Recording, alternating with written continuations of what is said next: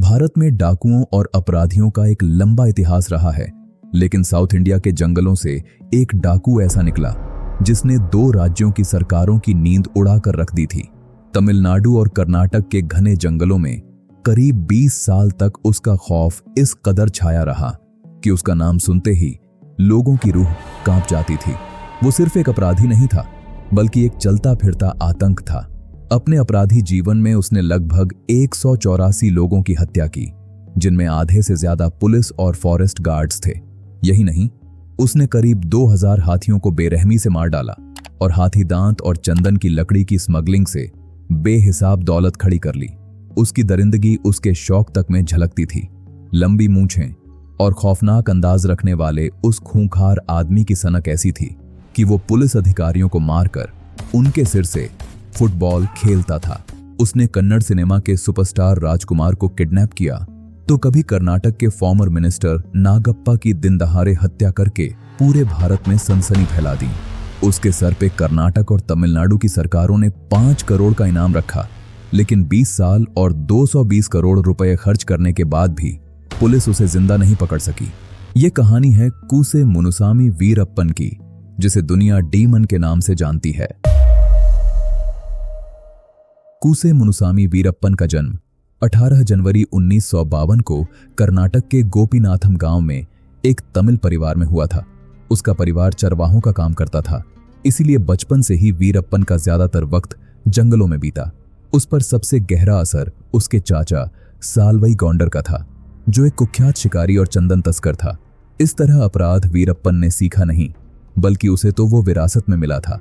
उस दौर में साउथ इंडिया के जंगलों में हाथियों का शिकार आम बात थी। हाथियों को मारकर उनके दांत ऊंचे दामों में बेचे जाते थे। जंगलों में चाचा की पहचान के चलते वीरप्पन की जान पहचान अलग अलग शिकारी गिरोहों से हो गई। कम उम्र में ही उसने बंदूक चलाने की ट्रेनिंग लेनी शुरू कर दी और महज 10 साल की उम्र में वो शिकार करने लगा। पहले उसने जानवरों का शिकार किया और फिर केवल 17 साल की उम्र में उसने इंसानों का खून भी बहाना शुरू कर दिया। उसने पहली हत्या जंगल के भीतर एक फॉरेस्ट गार्ड की थी। 18 साल का होते होते उसने अपना खुद का गिरोह बना लिया और तस्करी के धंधे में कूद पड़ा, जिसमें बेहिसाब पैसा था। धीरे धीरे उसका रुतबा बढ़ता गया और कुछ ही समय में उसने पुराने तस्करों को भी पीछे छोड़ना शुरू कर दिया। यही बात उन गिरोहों को चुभ गई और उन्होंने वीरप्पन को रास्ते से हटाने के लिए उसकी मुखबरी पुलिस और फॉरेस्ट डिपार्टमेंट से करनी शुरू कर दी।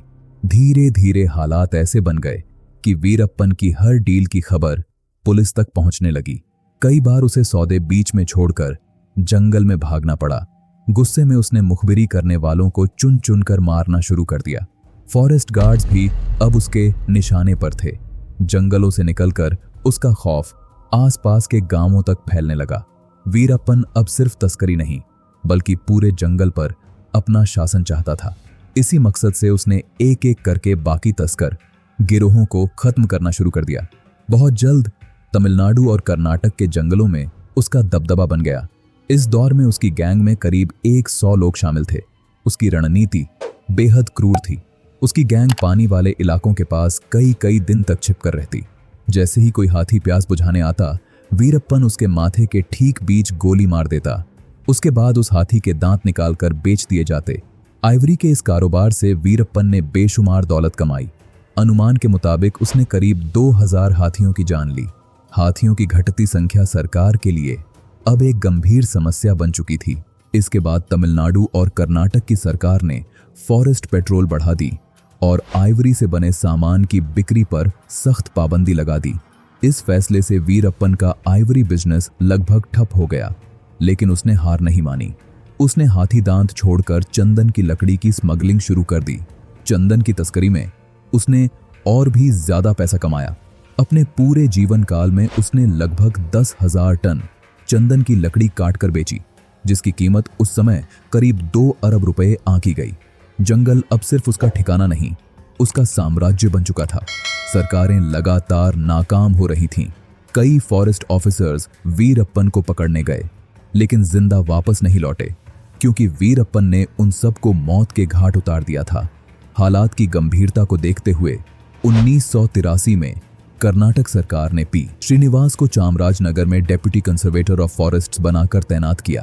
3 साल की लगातार मेहनत और सटीक प्लानिंग के बाद 1986 में बेंगलुरु में चल रहे सार्क सम्मेलन के दौरान श्रीनिवास ने आखिरकार वीरप्पन को पकड़ लिया। पूछताछ के लिए उसे बुड़ीपाड़ागा फॉरेस्ट रेस्ट हाउस लाया गया, जहां कई दिनों तक उससे पूछताछ चली, लेकिन एक दिन वो पुलिस को चकमा देकर वहां से फरार हो गया। इसके बाद वीरप्पन ने सीधे तौर पर ऑफिसर श्रीनिवास को अपना टारगेट बना लिया। वीरप्पन ने बेहद शातिर योजना बनाते हुए अपने छोटे भाई अर्जुन के जरिए श्रीनिवास तक संदेश भिजवाया कि वो सरेंडर करना चाहता है, लेकिन शर्त यह है कि श्रीनिवास अकेले जंगल में उससे मिलने आए। ये पूरी तरह एक जाल था, लेकिन श्रीनिवास इसमें फंस गए। वो बिना किसी सुरक्षा के जंगल पहुंचे। जैसे ही वो तय जगह पर पहुंचे, वीरप्पन ने उन्हें घेर लिया और बेरहमी से मार डाला। वो इतना बड़ा हैवान था कि उसने उनका सिर काटकर अपने साथियों के साथ फुटबॉल तक खेला। इस निर्मम हत्या ने पूरे देश को हिलाकर रख दिया। अब वीरप्पन सिर्फ एक तस्कर नहीं, बल्कि 2 राज्यों के लिए खुला आतंक बन चुका था। उसकी दरिंदगी के किस्से देश के कोने कोने में फैल चुके थे। कर्नाटक और तमिलनाडु दोनों राज्यों की पुलिस उसकी वजह से बेबस नजर आ रही थी। जब एक राज्य की पुलिस दबाव बनाती, वीरप्पन सीमा पार कर दूसरे राज्य के जंगलों में छुप जाता। हालात काबू से बाहर होते देख 1992 में दोनों राज्यों की सरकारों ने मिलकर एक joint special task force STF बनाई। फरवरी 1992 में कर्नाटक टास्क फोर्स ने वीरप्पन के ठिकानों पर कार्रवाई की और उसके राइट हैंड को मार गिराया, लेकिन वीरप्पन चुप बैठने वालों में से नहीं था। 3 महीने बाद उसने रामपुरा पुलिस स्टेशन पर हमला कर दिया और कई पुलिसकर्मियों की हत्या कर उसने उनके हथियार लूट लिए। इसके बाद वीरप्पन को पकड़ने गए एक पुलिस दल पर जंगल में घात लगाकर हमला किया गया, जिसमें सीनियर IPS ऑफिसर हरिकृष्णा समेत 5 पुलिसकर्मियों की जान चली गई। इसके बाद वीरप्पन ने अगला निशाना IPS ऑफिसर के गोपाल कृष्णन को बनाया। 1993 में उसने कोलाठपुर गांव में पोस्टर लगवाकर खुलेआम गोपाल कृष्णन को चुनौती दी कि अगर हिम्मत है तो उसे पकड़कर दिखाए। इससे पूरे इलाके में सनसनी फैल गई। गोपाल कृष्णन इस उकसावे में आ गए और वीरप्पन को पकड़ने जंगल निकल पड़े। उनके आगे आगे एक बस चल रही थी, जिसमें 15 इन्फॉर्मर्स, 2 फॉरेस्ट गार्ड्स और 5 पुलिसकर्मी सवार थे। जैसे ही यह बस पायलट ब्रिज के पास पहुंची, वीरप्पन ने जबरदस्त धमाके से बस को उड़ा दिया। बस में सवार सभी 22 लोग मौके पर ही मारे गए। गोपाल कृष्णन दूसरे वाहन में होने की वजह से बच गए, लेकिन वीरप्पन का यह हमला पूरे सिस्टम को खुली चुनौती था। पालार ब्रिज धमाके के बाद पुलिस और प्रशासन की साख पर गंभीर सवाल खड़े हो चुके थे। तमाम कोशिशों के बावजूद पुलिस वीरप्पन को पकड़ना तो दूर, उसके करीब तक नहीं पहुंच पा रही थी। जंगलों में उसने एक ऐसा आतंक का साम्राज्य खड़ा कर लिया था जिसे 2 राज्यों की पुलिस मिलकर भी ध्वस्त नहीं कर पा रही थी। साल 2000 में उसने वो कांड किया जिसने पूरे देश को हिला दिया। उसने दक्षिण भारत के सबसे बड़े फिल्म सुपरस्टार राजकुमार को उनके ही घर से किडनैप कर लिया। इस अपहरण ने पूरे भारत में सनसनी फैला दी। एक तरफ जनता हैरान थी तो दूसरी तरफ कर्नाटक गवर्नमेंट पर जबरदस्त दबाव बन गया। करीब 108 दिनों तक चले इस हाई प्रोफाइल ड्रामे के बाद आखिरकार राजकुमार को रिहा कराया जा सका। लेकिन राजकुमार किडनैपिंग के बाद भी वीरप्पन नहीं रुका। करीब 2 साल बाद 25 अगस्त 2002 को उसने कर्नाटका के फॉर्मर मिनिस्टर H नागप्पा को उनके गांव कामगेरे से अगवा कर लिया। इतना ही नहीं, इस बार उसने नागप्पा की हत्या कर दी और उनकी लाश जंगल में फेंक दी। इस घटना ने पूरे दक्षिण भारत को सन्न कर दिया। जॉइंट स्पेशल टास्क फोर्स की कार्यशैली पर गंभीर सवाल उठे, भारी बदनामी हुई और सरकार पर वीरप्पन को जल्द से जल्द पकड़ने का जबरदस्त दबाव बन गया। इसी दबाव में कर्नाटका गवर्नमेंट ने वीरप्पन को जिंदा या मुर्दा पकड़ने पर इनाम की राशि बढ़ाकर 5 करोड़ रुपए कर दी। अब सवाल सिर्फ वीरप्पन को पकड़ने का नहीं था, सवाल यह था कि क्या सिस्टम उस जंगल के शैतान को रोक भी पाएगा या नहीं। इसके बाद साल 2004 में तमिलनाडु की तत्कालीन मुख्यमंत्री जयललिता ने एक बड़ा फैसला लिया। उन्होंने वरिष्ठ IPS अधिकारी विजय कुमार को स्पेशल टास्क फोर्स का चीफ नियुक्त किया। विजय कुमार एक बेहद अनुभवी पुलिस अधिकारी थे और उन्हें कर्नाटक, तमिलनाडु और केरल के जंगलों की गहरी समझ थी। नियुक्ति के साथ ही उन्होंने वीरप्पन से जुड़ी हर छोटी बड़ी जानकारी जुटाने का काम शुरू कर दिया। इस इंटेलिजेंस नेटवर्क को खड़ा करने में एसटीएफ को करीब 10 महीने लग गए। इसी दौरान विजय कुमार को अपने इन्फॉर्मर से एक बेहद अहम जानकारी मिली। वीरप्पन मोतियाबिंद की बीमारी से जूझ रहा था और जल्द ही आंखों का इलाज करवाना चाहता था।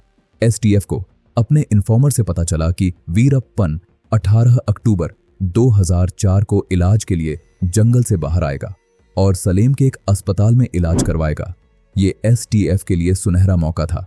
तय किया गया कि वीरप्पन को इलाज के बहाने एम्बुलेंस से लाया जाएगा ताकि उसे किसी साजिश की भनक न लगे। ये भी तय हुआ कि एम्बुलेंस का ड्राइवर और हेल्पर दोनों एसटीएफ के अंडरकवर एजेंट होंगे। इस पूरे मिशन को ऑपरेशन कोकून नाम दिया गया। उधर वीरप्पन भी पूरी तरह सतर्क था। जंगल से निकलने से पहले उसने अपनी पहचान छुपाने के लिए अपनी लंबी मूंछें कटवा लीं। 18 अक्टूबर 2004 की रात वो अपने 3 साथियों के साथ जंगल से बाहर निकला और एम्बुलेंस में बैठ गया। जैसे ही एम्बुलेंस तय जगह के पास पहुंची, एसटीएफ ने ट्रक से रास्ता ब्लॉक कर दिया। उसी पल एम्बुलेंस ड्राइवर ने जोरदार ब्रेक मारा, जिससे अंदर बैठे वीरप्पन और उसके साथी झटके से एक दूसरे पर गिर पड़े और पूरी तरह अनबैलेंस हो गए। इसी बीच दोनों अंडरकवर कमांडो एम्बुलेंस से कूदकर अपनी टीम में शामिल हो गए। एसटीएफ ने तुरंत अनाउंसमेंट कर वीरप्पन को सरेंडर करने को कहा, लेकिन जवाब में वीरप्पन और उसके साथियों ने फायरिंग शुरू कर दी। एसटीएफ ने भी जवाबी कार्रवाई की। करीब 20 मिनट तक चली इस भीषण मुठभेड़ में एम्बुलेंस पर 338 राउंड फायर किए गए। जब गोलीबारी रुकी तो वीरप्पन और उसके तीनों साथी मारे जा चुके थे। वीरप्पन की मौत की इस खबर के सामने आते ही तमिलनाडु और कर्नाटक सरकारों ने राहत की सांस ली। 2 दशकों से चला आ रहा सबसे बड़ा सिरदर्द आखिरकार खत्म हो चुका था। अगर आपको ये वीडियो डिटेल में की गई रिसर्च, फैक्ट्स और बिना तोड़ मरोड़ के पेश की गई सच्ची कहानी लगी हो तो लाइक करना ना भूलें। अपनी राय कमेंट में जरूर लिखिए और अगर आपको लगता है कि ऐसी कहानियां लोगों तक पहुंचनी चाहिए तो इसे शेयर भी करें। ऐसी ही in depth research based videos के लिए चैनल को सब्सक्राइब करें। ये कंटेंट आपके लिए फ्री है, लेकिन आपका एक सब्सक्राइब हमें और भी दमदार नई कहानियां लाने का हौसला देता है।